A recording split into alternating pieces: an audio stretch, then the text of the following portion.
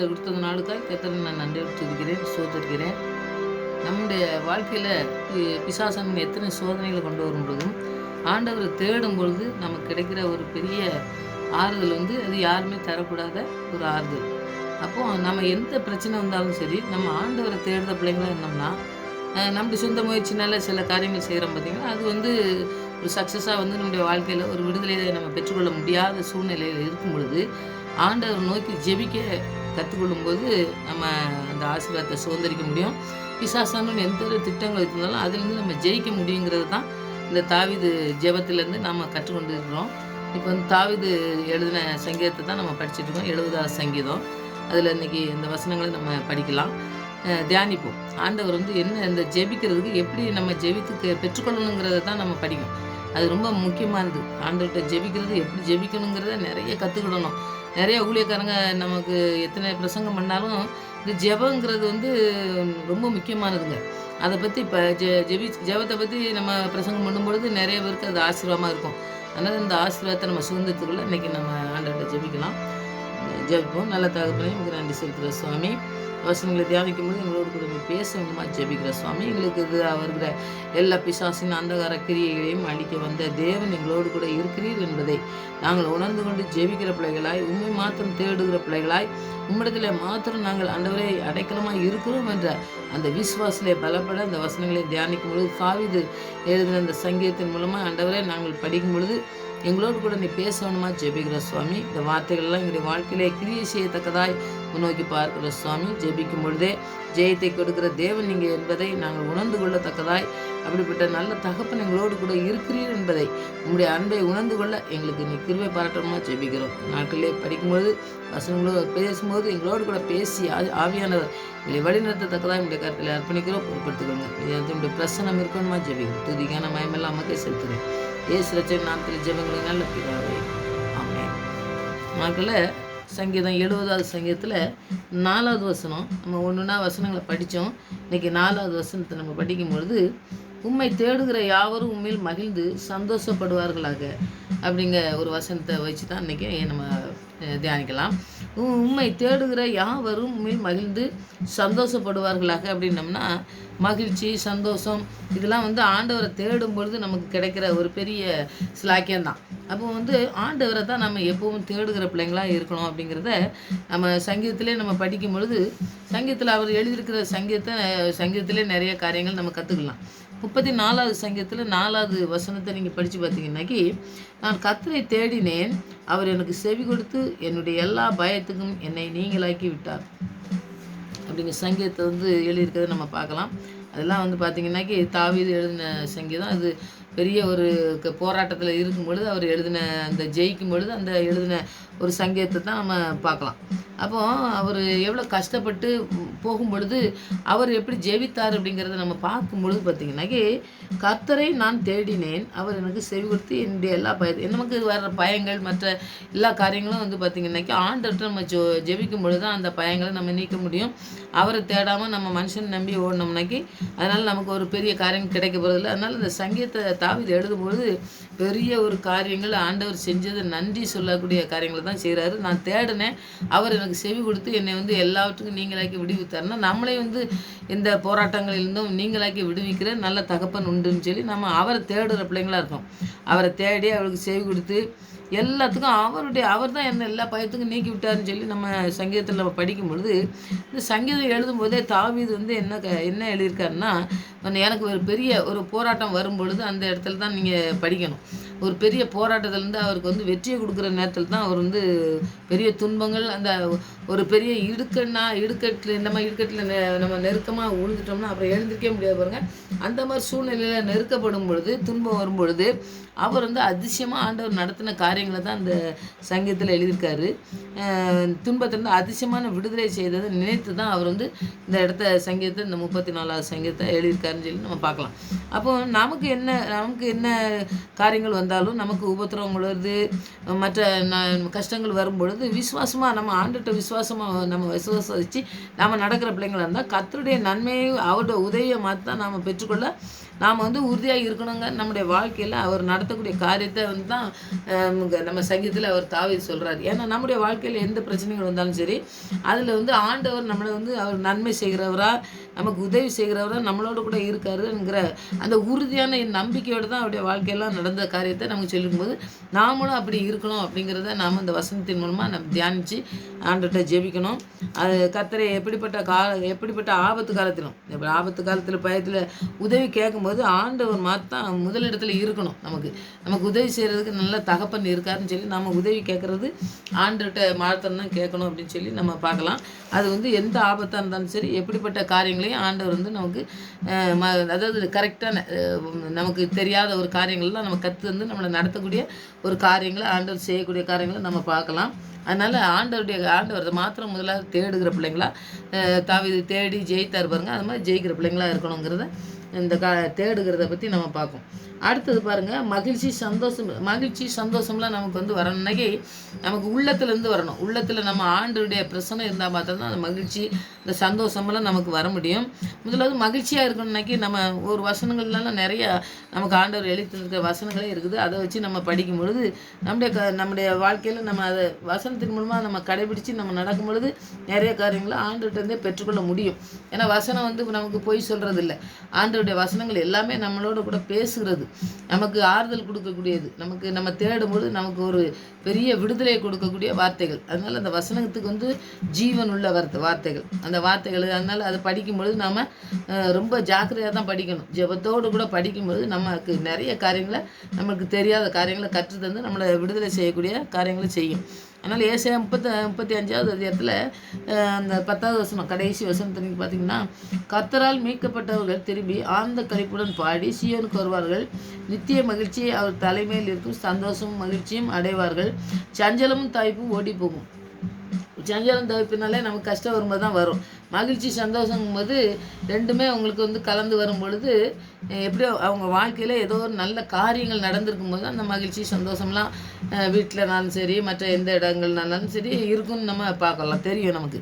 அதனால் அந்த நித்திய மகிழ்ச்சியை கொடுக்கக்கூடிய ஆண்டவர் வந்து மீட்கப்பட்டவர்களுக்கு கொடுக்காராமா. அந்த வசனத்தில் நீங்கள் படிக்கும் பொழுது மீட்கப்பட்டவர்னா ஆண்டவருடைய ரத்தத்தினால மீட்கப்பட்டு அவருடைய பிள்ளையாக இருக்கிறவங்கள ஆண்டவர் வந்து நித்திய மகிழ்ச்சி சந்தோஷம் கொடுப்பாருன்னு சொல்லி நம்ம பார்க்கணும்.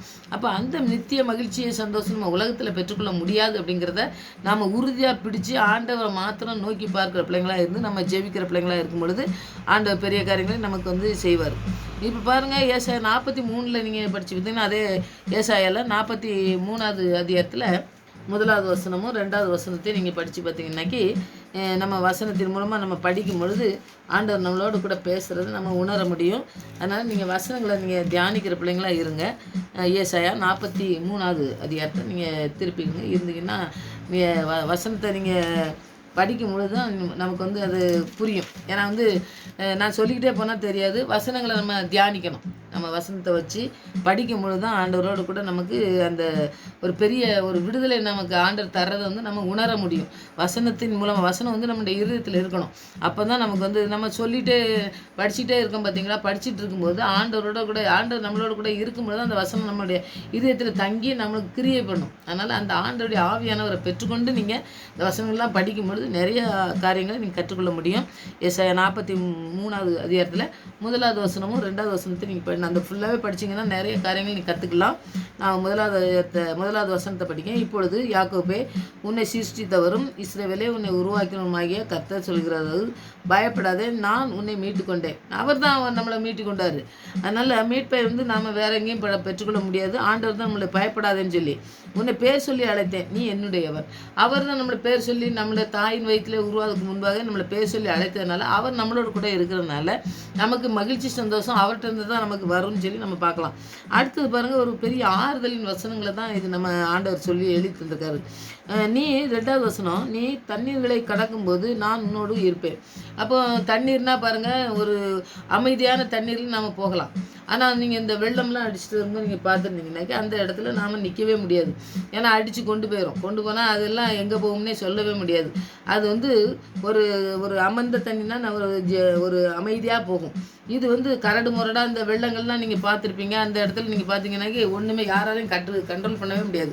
ஏன்னா அவங்க மீட்கிறதுக்கு வரவங்களும் கூட அவங்களால வர முடியாதானே மீட்பை பெற்றுக்கொள்ள முடியும். நம்ம எல்லா டைம் மீட்பை வந்து நம்ம பெற்றுக்கொள்ள முடியாது. அதில் நம்ம மறித்து தான் போக வேண்டியிருக்கும். அதனால் அந்த எந்த வெள்ளங்கள் வந்தாலும் சரி அதுலேருந்து காத்துக்கொள்ள நம்ம ஆண்டவரால் முடியும். அதனால் இத்தண்ணீர்களை கடக்கும்போது நான் உன்னோட கூட இருப்பேன்காரு. அப்போ தண்ணீர் எப்படிப்பட்ட நம்முடைய வேதனைகளுக்கு நம்மளை கடந்து போகணும்னாலும் சரி பாருங்கள், நம்முடைய வாழ்க்கையில் ஆண்டவர் நம்மளோட கூட இருந்தாருன்னா நான் உன்னோட கூட இருப்பேன்னு சொல்கிறாரு. அப்போ பயப்படாதுன்னு சொல்லிட்டு அப்படியே மீட்பை மட்டும் கொடுத்துட்டு போகிற ஆண்டவர் கிடையாது.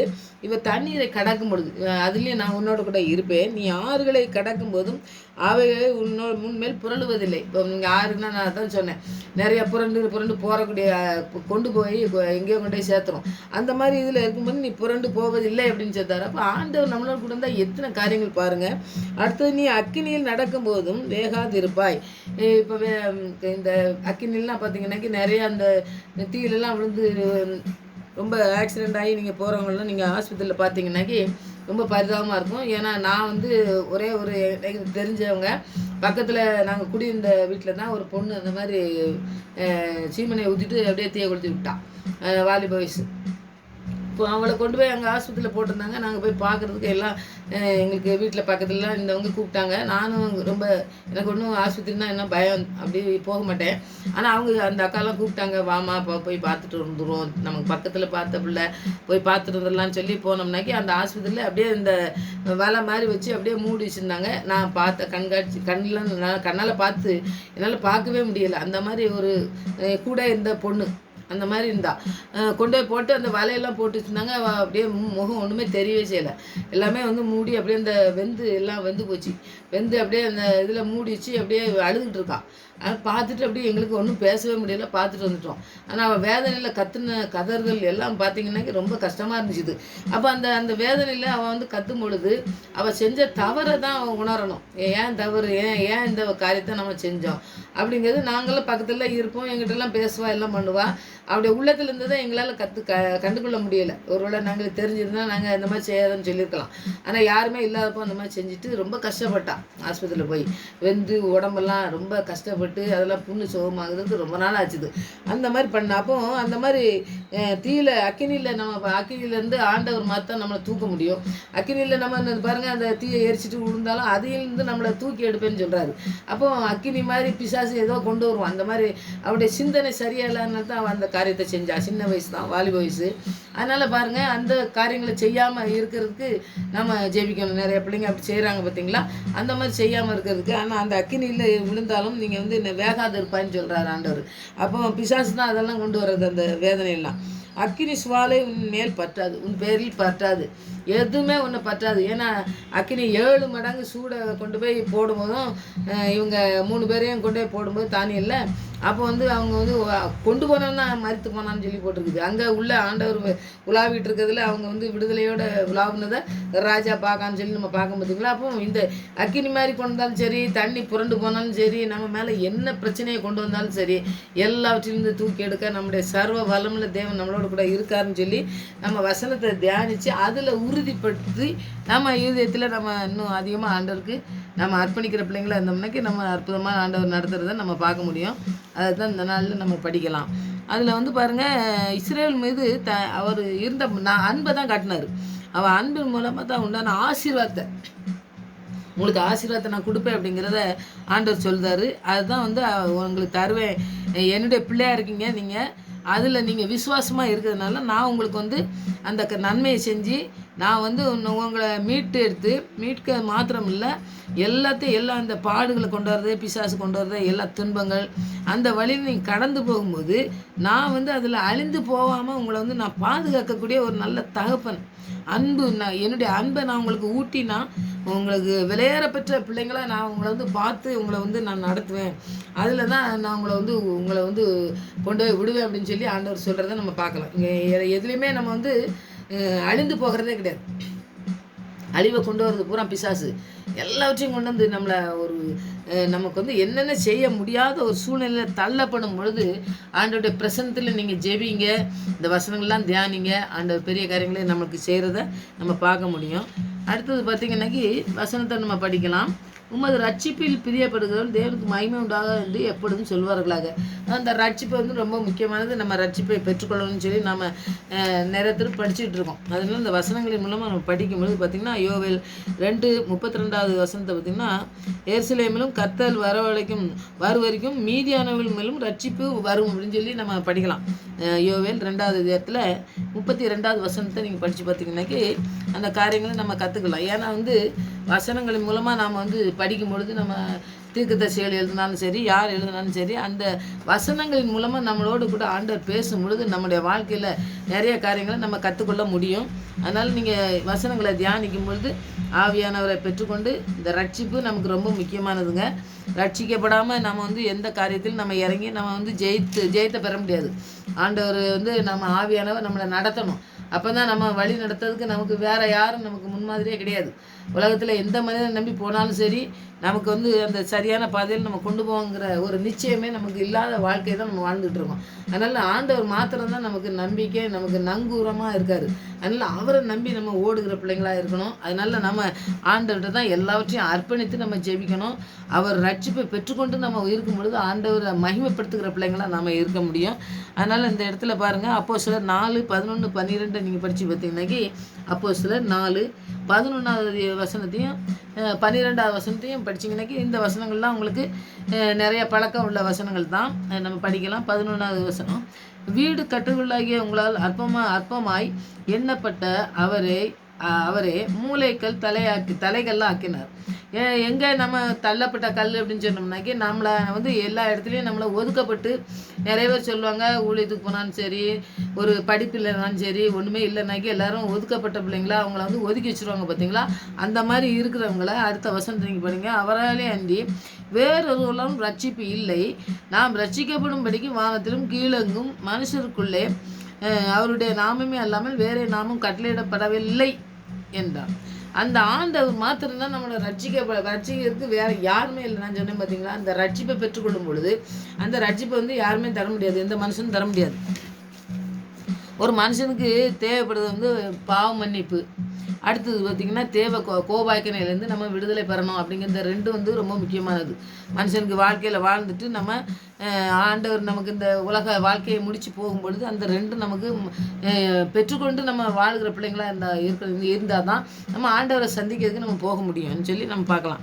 அது வந்து விடுதலை கிடைக்கணுங்கிறது வந்து எல்லாருக்குமே ஆசை இருக்குது பார்த்தீங்களா. நம்ம ரட்சிக்கப்பட்டு ஆண்டவருடைய பிள்ளையாக நம்ம வாழ்ந்துட்டு ஆண்டவர் நம்ம மறிக்கும் பொழுது ஆண்டவருடைய பிள்ளையாக நம்ம மறிக்கணும் அப்படிங்கிறது எல்லாருக்குமே விருப்பம். ஆனால் செயல்முறையில் நாம் எப்படி நடக்கும், ஆண்டவர் நம்மளை நடத்துறாரா அப்படிங்கிறத நம்ம பார்க்கணும். அவர் வந்து விடுதலை தரக்கூடியவர். அதனால் அவரை தான் நம்ம தேடணும். அவரை இயேசு கிறிஸ்து தான் நம்மளை வந்து ரட்சித்து அவர் வந்து நடத்துறதுக்கு அவர் பாவத்திலிருந்து மன்னிப்பு, அவர் வந்து எல்லா விதமான விடுதலையும் தருகிறது மாத்திரமில்லை, எல்லாத்தையும் செய்து முடிக்கிறவர், எல்லாத்தையும் முடித்தவர். ஆனால் நமக்கு முடிக்கிறவர் அவர் தான். அதனால் இயேசு கிறிஸ்து அல்லாமல் வேறு எங்கேயும் நம்ம போய் நம்ம அங்கெல்லாம் போய் ரட்சிப்பை பெற்றுக்கொள்ளலாம், இங்கே பெற்றுக்கொள்ளலாம்னு போக முடியாது. ஏன்னா அப்போ வந்து பிரசங்கம் பண்ணதே அதுதான். நம்ம பிரசங்கமும் அப்படி தான் இருக்கணும். ஏன்னா வந்து ஆண்டவர் வந்து நினச்சதாரு, நான் வந்து பாவத்திலேருந்து மன்னிக்க தான் வந்தேன், உங்களை ரட்சிப்புகளை கொண்டு வர தான் நான் வந்தேன் அப்படின்னு சொல்லி அவர் தான் அவருடைய ரத்தத்தினால் கழுவப்பட்ட பிள்ளைங்க தான் ரட்சிக்கப்பட முடியுமே வெளியே, அவருடைய பாவத்திலேருந்து மன்னிக்கப்பட முடியுமே வெளியே வேறு யாரும் சொல்லி நமக்கு அந்த பாவமோ மன்னிப்போ ஏதோ நாங்கள் பெற்றுக்கொள்ள நமக்கு முடியவே முடியாது. அதை தான் வந்து அப்போஸ்தலர்கள் பிரசங்கித்தாங்க நம்ம பார்ப்போம். அப்போ ஒவ்வொரு மனுஷனுக்கும் அந்த நற்செய்தியை ஒவ்வொரு மனுஷனுக்கும் அந்த நற்செய்தியை சொல்லுங்கன்னு சொல்கிறார்கள் ஆண்டவர். வந்து உலகம் இங்கே போய் சகல சிருஷ்டியும் சுவிசேஷ பிரசங்கம் பண்ணுங்கன்னு சொல்லி ஆண்டவர் அனுப்புறது இதுதான் காரணம். அந்த நற்செய்தி இப்போ அவங்களுக்கு போனாலே அவங்க வந்து ரட்சிக்கப்படுவாங்க. ஏன்னா வேறு வழியில் ஏதாவது வழியில் பெற முடியுமா அப்படிங்கிறது இல்லவே இல்லை. இந்த நற்செய்தியை கேட்டு அதன் மூலமாக நடக்கும் பொழுது இந்த ரட்சிப்பை ஆண்டவர் கொடுக்காது. இதுதான் அந்த கட்டளை. ஒரு கட்டளையை கொடுத்துருக்காரு. இந்த கட்டளையின்படி தான் இதுபடி நடந்தால் தான் இது கிடைக்கும் அப்படின்னு சொல்லி வச்சுருக்காருல. அதன்படி நம்ம நற்செய்தியை அறிவிக்கப்படும்போது அதுதான் அடிப்படையாக இருக்கணும். ஏன்னா நற்செய்தி அந்த நல்ல செய்திகளை நம்ம கொடுக்கும் பொழுது, அந்த வசனங்களை அவங்கள கொடுக்கும் பொழுது தான் அதுதான் அவங்கள விடுதலை செய்யக்கூடியதா, அவங்கள வந்து நல்ல தேர்தல் படுத்தக்கூடியதாக இருக்குது. அவங்களுக்கு மகிழ்ச்சி சமாதானம் எல்லாமே அதுலேருந்து தான் வருதுன்னு சொல்லி நம்ம பார்க்கலாம். ஏன்னா வந்து அதை விட வேறு எங்கேயும் போய் நம்ம தேடி போனோம்னா அப்போ வந்து நம்ம பெற்றுக்கொள்ள முடியாது அப்படிங்கிறத நம்ம புரிஞ்சுக்கணும். ஆண்டவர் நமக்கு கொடுத்துருக்க அந்த ரட்சிப்பு எதனால் கிடைக்கும் அப்படிங்கிறத நம்ம தெரிஞ்சால் தான் நம்முடைய வாழ்க்கையில் நம்ம மற்றவங்களுக்கு சொல்ல முடியும், நாம் வாழ்க்கையிலும் நடக்க முடியும். அதை நம்ம பெற்றுக்கொண்டு வாழறதுக்கு நற்செய்தியை அறிவிக்கிற பிள்ளைங்களாக இருக்கணும். அது ஆவியானவர் சொல்கிற காரியங்களை அந்த பாவத்திலிருந்து தான் மன்னிக்கப்பட்டு நம்ம விடுதலை பெற்றுக்கொண்டுள்ள பிள்ளைங்களாக இருந்து அந்த வசனங்களை நம்ம இந்த இப்போ அப்போஸ்தலர்கள்லாம் பிரசங்கித்தாங்கல்ல, அது மாதிரி பிரசங்கம் பண்ணுற பிள்ளைங்களாக நம்ம இருக்கிறதுக்கு ஆண்டவருடைய ஆவியானவர் நமக்கு உதவி செய்ய இந்த நாளில் அவரை தான் தேடணும். அவர்கிட்ட தான் ரட்சிப்பு, அவர்கிட்ட தான் பாவ மன்னிப்பு எல்லாமே பெற்றுக்கொள்ளணும். அதை நம்ம தியானித்து நம்ம ஜெபிக்கலாம். அடுத்தது பாருங்கள், 1 கொரிந்தியர் 1:18 வசனத்தை நீங்கள் படித்து பார்த்தீங்கன்னா இதுவும் மனப்படமாக நிறைய சொல்கிற ஒரு காரியங்கள் தான். ஆனால் ஆண்டவரை பற்றி சொல்லும் பொழுது என்ன காரியங்கள்னு பாருங்கள். 18வது வசனம், 1 கொரிந்தியர் 1வது அதிகாரத்தில் 18வது வசனம், சிலுவையை பற்றிய உபதேசம் கெட்டுப்பவர்களுக்கு பைத்தியமாக இருக்கிறது, ரட்சிக்கப்படுகிற நமக்கோ அது தேவ பலனாக இருக்கிறது அப்படின்னு சொல்லி நம்ம படிக்கும். ஏன்னா தேவ பலன் வந்து ஆண்டவர்கிட்ட இருந்து நமக்கு ஒரு பலன் வந்துன்னா தான் அதுதான் நமக்கு முழுமையான விடுதலையை நம்ம பெற்றுக்கொள்ள முடியும். ஆனால் அந்த உபதேசம் நான் சொன்னேன் பார்த்தீங்களா, இப்போ நற்செய்தி சொல்கிறோம், இதெல்லாம் வந்து ஏற்றுக்கிட்டாங்களா? எல்லாரும் ஏற்றுக்கிட மாட்டாங்க. ஏன்னா அதுபடி நடக்கணும், அதுபடி நம்ம ஆண்டவர் சொன்னபடி நடக்கணும் அப்படிங்கும்போது யாருக்குமே அது நடக்கிறதுக்கு விருப்பம் கிடையாது. அப்போ நல்ல செய்தியை கேட்டு அதை ரட்சிப்பை கொள்றவங்க எப்படி இருப்பாங்க? ஆனால் சிலுவை பற்றிய உபதேசம் வந்து நமக்கு வந்து ஞானத்தை மாத்திரம் கொடுக்கல, பாவ மன்னிப்பை மாத்திரம் கொடுக்கல, என்னெல்லாம் கொடுக்க பாருங்க. சத்தியத்தை கொண்டது மாத்திரம் இல்லை, சத்தியமாக நடக்கணும் அப்படின்னு சொல்கிற சத்தியபரன் அவர். அதனால் சத்தியத்தை உபதேசத்தை நீங்கள் இருங்கன்னு சொல்லி சொல்கிறதுல அது மாத்திரம் இல்லை, நம்ம ரட்சிக்க மாத்திரம் கிடையாது, நம்மளை சுகமாக்க மாத்திரம் இல்லை, நம்மளை பிசாசுகளை துரத்த மாத்திரம் இல்லை, பாவத்தின் வல்லமையிலிருந்து மீட்டெடுக்க அவர் வந்தார். இப்போ எத்தனை காரியங்கள் இருந்தாலும் பாவத்திலிருந்து மீட்பை பெற்றுக்கொண்டு நம்மளை மீட்டெடுக்கிறதுக்கு அவருடைய ரத்தமே அன்றி வேற எங்கேயுமே நம்ம போய் அந்த பாவம் மன்னிப்பை பெற்றுக்கொள்ளவே முடியாது. பாவம் மன்னிக்கப்பட்டது, இனி பாவம் செய்யாதே அப்படின்னு சொல்லி ஆண்டவர் சொல்கிற காரியம் என்னென்னா, இப்பாவம் செய்கிற மனுஷன் ஆண்டவருக்கும் அவருக்கும் சம்மந்தமே கிடையாது. அவங்க கூட ஆண்டவர் கூட நம்ம இணங்கி நம்ம வாழ்க்கை இருக்கவே இருக்காது. அப்போ பாவத்திலேருந்து நம்ம மீட்டெடுத்து ஆண்டவரே உங்களுடைய பிள்ளையாக மாற்றுங்க ஆண்டவரேன்னு சொல்லி நம்ம ஜெபிக்கிற பிள்ளைங்களாக இருந்து அந்த நாட்களில் நம்ம அந்த பாவத்திலேருந்து மீட்டெடுத்த ஆண்டவரை நன்றி சொல்லணுமே தவிர அது வந்து நமக்கு தேவபலன். அதுதான் தேவபலன். என்னது? நமக்கு மீட்பை தந்திருக்காரு பாருங்க, பாவத்திலேருந்து மன்னிப்பை. அதுதான் நமக்கு வந்து தேவ பலனாக இருக்குது. அது வந்து பரத்திலேருந்து தான் வருது. அப்போ ஆண்டவர்கிட்டேருந்து வர்ற அந்த காரியங்களை நம்ம பெற்றுக்கொள்ளணும்னா, அவருடைய பலனை பெற்றுக்கொள்ளணும்னா, அவருடைய உபதேசத்தை நம்ம மற்றவங்களுக்கு நற்செய்தி சொல்கிற பிள்ளைங்களாக இருக்கணும். அவர் பாவம் மன்னித்து நம்மளை எப்படி மீட்டெடுத்துருக்காருங்க காரியங்களை அவங்க அறிந்து கொள்ளக்கூடிய காரியங்களை நம்ம சொல்கிற பிள்ளைங்களாக மாத்திரம் இல்லை, ஆண்டவர் எதுலேருந்துலாம் நம்மளை மீட்டெடுத்து சிலுவைக்கு வந்தார் அப்படிங்கிறத நாம் கற்றுக் கொடுக்குற பிள்ளைங்களாக இருக்கணும். அதில் ஒரு பாடல் கூட இருக்குது, பரத்திலிருந்து ஜெயம் வரும், பரனை காக்க வல்லோ, பரத்திலிருந்து ஜெயம் வரும், பரனுன்னை காக்க வல்லோ, காக்கும் வல்ல மீட்பர் உண்டனக்கு உண்டனக்கு காக்கும் வல்ல மீட்பர் உண்டனக்கு, காத்திடுவார் என்றுமே என்றுமே. அவர் வந்து இந்த காத்து வழி நடத்துகிற நல்ல தகப்பன். நம்மளை வந்து மீட்பை பெற்றுக்கொள்ள மாத்திரமல்ல, நம்முடைய பாவத்திலேருந்து அந்த பாவத்தின் வல்லமையிலேருந்து நம்மளை மீட்டெடுக்கிறதுக்கு ஒரு கரையம் செலுத்தியிருக்காரு. ஒரு பரிசுத்த ரத்தத்தை நமக்காக சிந்தி நம்மளை மீட்டெடுத்திருக்காரு. அவருடைய பிள்ளையாக மாற்றியிருக்காரு. அதுக்காக நம்ம நன்றி சொல்கிற பிள்ளைங்களா, டெய்லி துதிக்கிற பிள்ளைங்களாக இருக்கணும். என்னை மகிழ்ச்சியாக ஆண்டவரே, என்னை வந்து சந்தோஷப்படுத்துகிறவரே, உங்களை தேடுறதுனால இது கிடைக்குது, எங்களுக்கு இந்த ரட்சிப்பை கொடுத்துருக்கீங்க, இந்த ரட்சிப்பினால் உங்களை நான் வந்து என்ன செய்வேன், துதிப்பேன், நான் எப்பொழுதும் உண்மை துதிக்கிற பிள்ளைங்களாக இருக்கணும் ஆண்டவரே அப்படின்னு சொல்லி நாம் எப்பொழுதும் தேவனுக்கு மகிமை உண்டாவதான்னு சொல்லி எப்பொழுதும் நம்ம துதிக்கிற பிள்ளைங்களாக இருக்கணும்னு சொல்லி நம்ம படிக்கணும். எப்பொழுதும் நற்செய்தி சொல்கிற பிள்ளைங்களா ஆண்டோடைய பாவ மன்னிப்பை பெற்றுக்கொண்டோம்னா மற்றவங்களும் அந்த பாவ மன்னிப்பை பெற்றுக்கொள்ளணும்னு சொல்லி நம்ம இந்த நற்செய்தியை சொல்கிற பிள்ளைங்களாக இருக்க ஆண்டவருடைய பலனை தரதுக்கு நம்ம ஜெயிப்போம். ஆண்டவர் பெரிய காரியங்களை செய்வார். இந்த வசனங்களால் இன்னும் வசனங்கள் நிறையா வசனத்தை நீங்கள் ஆண்டவருடைய ஆவியானவரோடு கூட நீங்கள் படிங்க, தியானிங்க.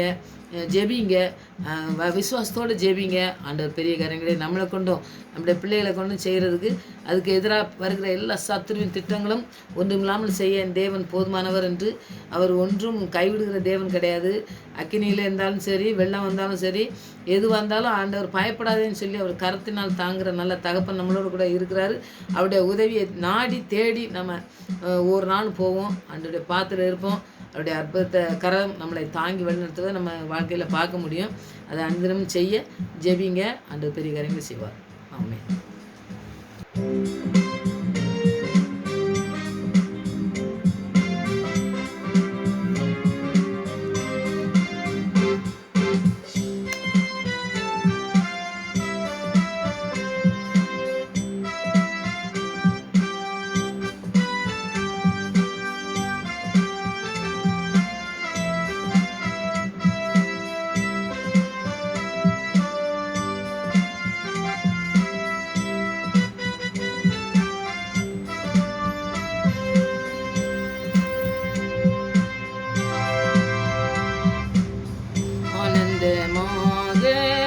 அன்பரை பாடுவேன், ஆசியவர் என் ஆத்துமாவுக்கே.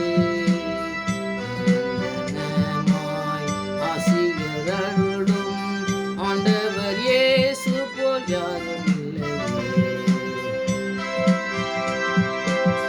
இயேசுவல்லார், இயேசுவல்லார், இன்பம் ஈகத்தில் வேறு எங்கும் இல்லையே.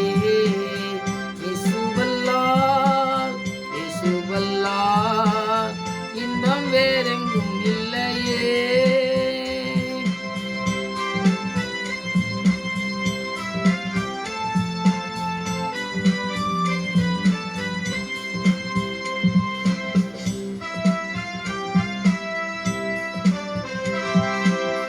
தந்தை தாயும் முன் சொந்தமானோர்களும் தள்ளிடினும் நான் தள்ளிடுவேனோ. தந்தையும் தாயும் சொந்தமானோர்களும் தள்ளிடினும் நான் தள்ளிடுவேனோ. தாங்கிடுவேன் என் நிதியின் கரத்தால், தாபரமும் நல்ல நாதனும் என்றார். இயேசுவல்லால், இயேசுவல்லால், இன்பம் ஈகத்தில் வேறு எங்கும் இல்லையே. இயேசுவல்லால், இயேசுவல்லால், இன்பம் வேறெங்கும் இல்லையே.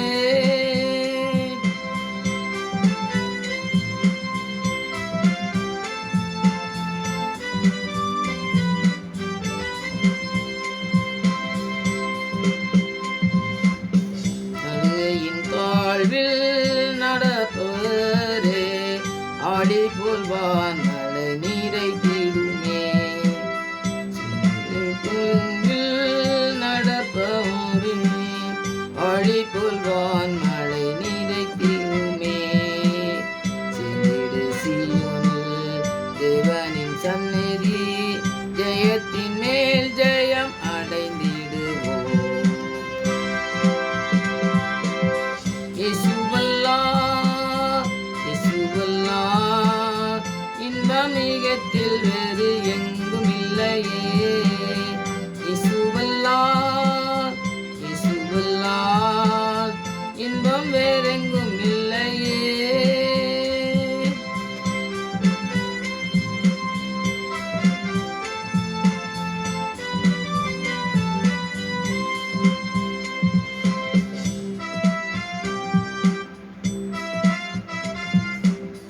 இயேசு இயேசு பிரசன்னமாகவே கிருபையும் வெளியாக்கினதே.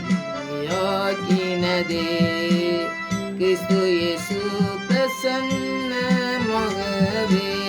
கிருபையும் வெளியாகினதே. சாவினை நசுவிசேஷத்தால் ஜீவன் அழியாமை வெளியாக்கினார். இயேசுவல்லார், இயேசுவல்லார், இன்பம் ஈகத்தில் வேறு எங்கும் இல்லையே. இயேசுவல்லார்,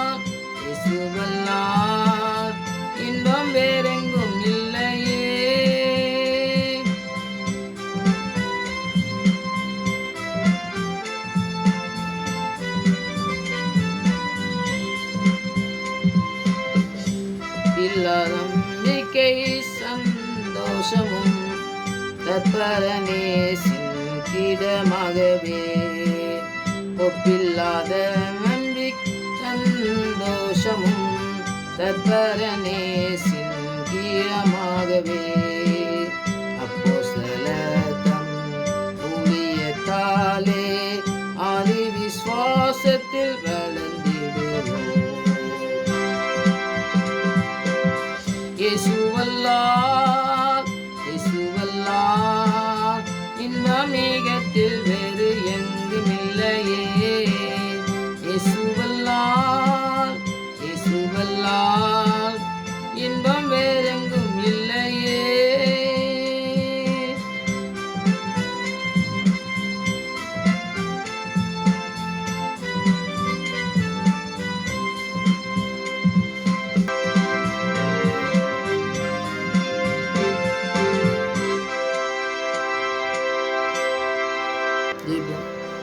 தூயாதி தூயவரே உமது புகழை நான் பாடுவேன். பாரில் எனக்கு வேறென்ன வேண்டும்? உயிருள்ள வரை நின் புகழ் பாட வேண்டும். தூயாதி தூயவரே உமது புகழை நான் பாடுவேன். நன்றி தகப்பனே, உமக்கு நன்றி செலுத்துகிறோம் ஆண்டவரே. உமக்கு முழுவதுமாய் அர்ப்பணித்து ஜெபிக்கும் பொழுது, உம்மை தேடும் பொழுது எங்களுக்கு மகிழ்ச்சி, சந்தோஷம், எங்களுக்கு ரட்சிப்பை தருகிற நல்ல தகப்பனே, உமக்கு நன்றி செலுத்துகிறோம் சுவாமி. இந்த தாவீதின் சங்கீதத்தின் மூலம் எத்தனை காரியங்களை நாங்கள் கற்றுக்கொள்ள எங்களுக்கு எழுதி தந்த அந்த வார்த்தைகளுக்காய் நன்றி செலுத்துகிறோம் ஆண்டவரே. ஆவியானவர் எங்களுக்கு கற்றுத்தர வேண்டுமா ஜெபிக்கும் பொழுது எங்களுக்கு கற்றிருந்து வழிநடத்துகிறவரே நன்றி. வழிகளில் எல்லாம் உம்முடைய கரம் எங்களோடு கூட இருக்க வேண்டுமா ஜெபிக்கிறோம் சுவாமி. அக்கினி வேகாமல் இருப்பாய் என்று சொன்னீரே, தண்ணீர்கள் புரளாது என்று சொன்னீங்களே. எங்களை பாதுகாக்கிற ஒரு நல்ல கரம் கூட இருக்கிறபடியால் உண்மை நன்றியோடு துதிக்கிறோம், ஸ்தோத்திரிக்கிறோம் ஆண்டவரே. உம்முடைய வார்த்தையின் வல்லமையை நாங்கள் உணர்ந்து கொள்ள கிருபை செய்யுங்க. உடைய பிரசனத்தை உணர்ந்து கொள்ள எங்களுக்கு கிருபை தாங்க ஆண்டவரே. உடைய வசனத்துக்கு உயிருள்ள ஜீவனுள்ள வசனம் என்று அறிந்து கொள்ள கிருபை தர வேண்டுமா ஜெபிக்கிறோம். எங்களுக்கு எதிராக வருகிற எல்லா சத்துருவின் திட்டங்களையும் ஒன்றுமில்லாமல் செய்து எங்களை இந்த நாள் வரை நடத்தினவரே எமக்கு நன்றி செலுத்துகிறோம் ஆண்டவரே. இன்னமும் நடத்த போவதற்காக நன்றி ஆண்டவரே. எங்களுடைய வாழ்க்கையிலே ஒரு புதிய காரியங்களை செய்ய என் தேவனுடைய கரம் கூட இருக்கிறபடியா நன்றி செலுத்துகிறோம் ஆண்டவரே. உங்களுடைய கரத்திலிருந்து விடுதலையை நாங்கள் பெற்றுக்கொள்ள எங்களுக்கு ஆண்டவரே நீங்கள் இந்த ரட்சிப்பின் அனுபவத்தை தந்திருக்கீங்க, நன்றி செலுத்துகிறோம் ஆண்டவரே. உங்களுடைய கிருபையை பெற்றுக்கொள்ள கிருபை செய்திருக்கீங்க. நீ பயப்படாதே, நான் உன்னையோடு கூட இருக்கிறேன் என்று சொல்லி ஆண்டவரே எங்களை தேற்றுகிற தெய்வமே எமக்கு நன்றி ஆண்டவரே. நான் உன்னோடு கூட இருந்து நான் செய்கிற காரியங்களை நீர் ஆண்டவரே காண்பாய் என்று சொன்னீரே, நன்றி ஆண்டவரே. அன்றைக்கு ஆண்டவரே யோகு ஆண்டவரே, நாங்கள் என்னுடைய மாம்சம் அழுகி போனாலும் என்னுடைய சொந்த கண்ணால் என் தேவனை காண்பேன் என்று சொன்ன அந்த வார்த்தையை போல என் தேவன் உயிரோடு இருக்கிற தேவன்.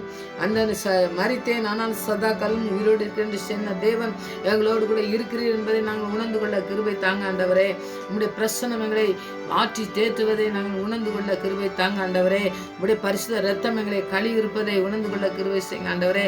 நீங்கள் எப்பொழுதும் எங்களை கைவிட மாட்டீர் என்ற அந்த விசுவாசத்தில் எங்களை பலப்பட கிருபை செய்யுங்க. உடைய பிரசன்னம் எங்களை மூடட்டு ஆண்டவரே.